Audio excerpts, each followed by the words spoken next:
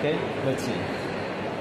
So first round ले चाहिँ हाम्रो V16 को डिग्यास र यसले चाहिँ ब्लुमिङ स्ट्रेन बनाउने काम गर्छ. Okay, so this is our first round. Okay, so पानी प्युरिङ गर्दाखेरि always pouring the slowly. Okay, and then you cannot pouring only one time, one place. Okay, because if you pouring one place, then the coffee will be ground. So make it round like this. Okay, by slowly.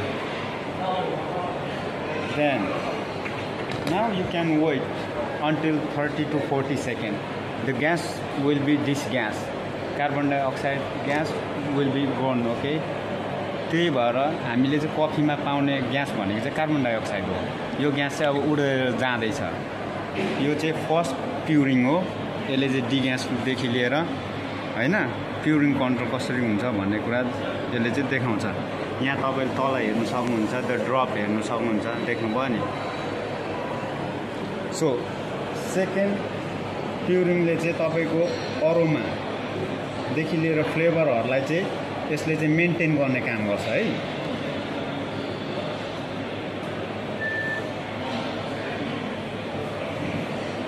अनि पानी जहिले पनि बिस्तारो लाउने, राउन्डमा लाउने, किनकि एकै ठाउँ पानी लाउनु भयो भने चाहिँ कफी जल्छ. कफीको डस्ट, कफीको पाउडर जलिसकेपछि चाहिँ यसले चाहिँ बर्न टेस्ट र तितो बिटरनेस टेस्टहरु आउने काम गर्छ. त्यही भएर राउन्डमा लाउने. यसले चाहिँ सेकेन्ड प्युरिङले त तपाईहरुलाई मैले भने नि second pouring is mean the for the V60 the aroma and the flavour the strain will be make good. Okay, so now we are going to make third round. Okay, third राउन्डमा चाहिँ तपाईहरुको अब कस्तो हुन्छ भने यसले चाहिँ यसको कफीको बडी र तपाईहरुले खाइसकेपछि आफ्टर द ड्रिंक तपाईहरुको टङमा दिने टेस्ट, लङ टेस्ट र यो यसले चाहिँ बडी हुन्छ, एउटा सफ्ट बडी र एउटा स्मुथ बडी र एउटा हेभी बडी हुन्छ.